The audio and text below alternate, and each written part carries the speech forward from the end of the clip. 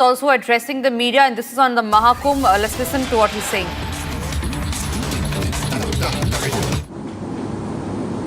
Hoarding areas बनाए गए railway station के साथ साथ बाहर भी, कि अगर बाई चांस किसी रेलवे स्टेशन पर 5 लाख की भीड़ एक साथ आ गई, रेलवे स्टेशन की सामर्थ्य 3 लाख की है, तो हम 2 से लेकर के 5 लाख अन्य लोगों को होल्डिंग एरिया में रोक करके उनके लिए व्यवस्था दे सकें।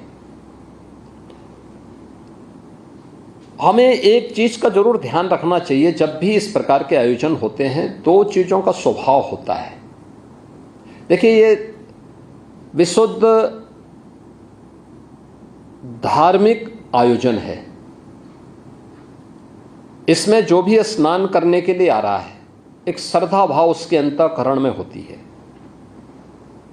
उसके मन में कोई दूसरा भाव नहीं होता है। वो केवल अपने लक्ष्य तक जाना चाहता है, और उसकी गति और नदी के जल की गति एक जैसी होती है। अगर आप बहते हुए पानी को रोकेंगे तो या तो उसमें करंट होगा तो उसको तोड़ेगा, और नहीं तो अगल बगल कहीं फैलेगा। अगर आपने उसके लिए उस प्रकार की व्यवस्था नहीं की है तो अगल बगल के क्षेत्रों में जहां वो फैलेगा वहां पे उसका नुकसान होगा। ऐसी भीड़ का कैरेक्टर भी होता है। आप उसको उसकी राह पर उसके गंतव्य तक पहुंचने का मार्ग दीजिए, और जब भी आप उसको उसके गंतव्य के मार्ग पर को बाधित करने का प्रयास करेंगे और उसको अपने लक्ष्य तक पहुंचने में बाधा पैदा होगी, तो वह अगल बगल के क्षेत्र में फिर जैसे ही बिखरेगी, तो अगर वहाँ पे होल्डिंग एरिया नहीं है तो वहाँ पे कोई ना कोई स्टैम्पेड होने की खतरे होते हैं। ये अक्सर होता है। लेकिन धार्मिक भीड़ जो सचमुच आध्यात्मिक भावना से उत्प्रोत होती है, वो अत्यंत अनुशासित भी होती है। आपने देखा होगा 28-29 की रात्रि में जो स्टैम्पेड की घटना घटित होती है, यह रात्रि को 1-1:15 बजे से, यानी 1:15 से लेकर के 1:30 बजे के बीच में होती है। उस समय प्रयागराज मेला क्षेत्र में लगभग 4 करोड़ की भीड़ रहती है,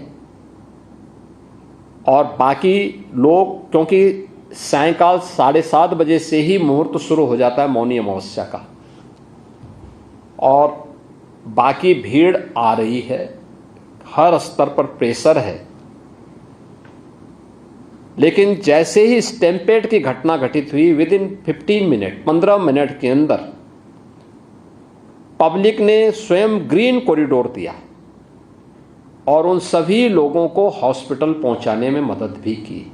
आप अनुमान करिए, जहां पे पूरी सिटी, जिस सिटी की क्षमता केवल 25 लाख की हो, उस सिटी के अंदर 2.5 से 3 करोड़ लोग हों। मेला क्षेत्र में जिसमें रहने के लिए हमने केवल 25 लाख लोगों की व्यवस्था की है, उस मेले क्षेत्र में 4 करोड़ से अधिक की भीड़ हो। आने वाले सभी मार्गों पर भीड़ हो। और यह स्थिति तब थी जब हमने नेबरिंग डिस्ट्रिक्ट में मिर्जापुर, भदोई, जौनपुर, प्रतापगढ़, कौशाम्बी, रायबरेली, फतेहपुर, चित्रकूट, इन सभी में जो होल्डिंग एरिया और पार्किंग के स्थल चिन्हित किए थे, इनमें 2 लाख से अधिक वाहन हमने वहां खड़े करके रखे थे। ये 2 लाख वाहनों में लगभग 2 करोड़ से अधिक पब्लिक वहां मौजूद थी। हाँ, क्योंकि वहां पे डिस्ट्रिक्ट एडमिनिस्ट्रेशन को पहले से तैयार किया गया था कि वहां रोकना पड़ेगा, हो सकता है 24 से 36 घंटे तक उनको रोकना पड़ेगा। तो उनके लिए वहां पे मोबाइल टॉयलेट की व्यवस्था लोकल डिस्ट्रिक्ट एडमिनिस्ट्रेशन को करने हैं। उनके लिए वहां पे भोजन की व्यवस्था, जो भी आप बड़े पैमाने पे लोगों को तैयार कर सकते हैं, पब्लिक सपोर्ट से करना होगा। हमारे यहाँ बेसिक शिक्षा परिषद में जो विद्यालय हैं, इनमें एक एक 2-2 रसोइयाँ हैं।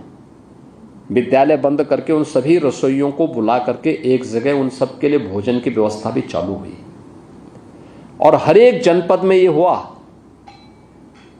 परिणाम था कि 24 घंटे तक हम लोगों ने यानी 28 की सायंकाल 5 बजे से लेकर के 29 की सायंकाल 5 बजे तक इन सभी लोगों को हम लोगों ने अगल बगल के जनपदों में 2 करोड़ की भीड़ को कंट्रोल करके रखा और तब जाकर के फिर वे जब प्रयागराज में, क्योंकि 29 जनवरी को मौनी अमावस्या के दिन मुख्य अमृत स्नान भी था, श्रद्धालु जनों के साथ साथ 13 अखाड़ों का स्नान भी होता है। अखाड़ों का स्नान 2 चैलेंज होते हैं। एक, पहला स्नान कौन करेगा, जिसको लेकर के पहले के कुंभ में मारकाट होती थी, व्यापक झगड़े होते थे। दूसरा, स्नान प्रातः 4 बजे से होना था, लेकिन स्टैम्पेड की घटना के बाद सभी अखाड़े तैयार थे, लेकिन मैंने 3 बजे प्रातः उनसे अनुरोध किया कि स्नान को कुछ देर आपको स्थगित करना पड़ेगा, क्योंकि एक घटना घटित हुई है। All right, so that's Uttar Pradesh Chief Minister Yogi Adityanath who's speaking on the preparations that went underway for the Mahakumbh, which received a grand success. Meanwhile, we move on to the other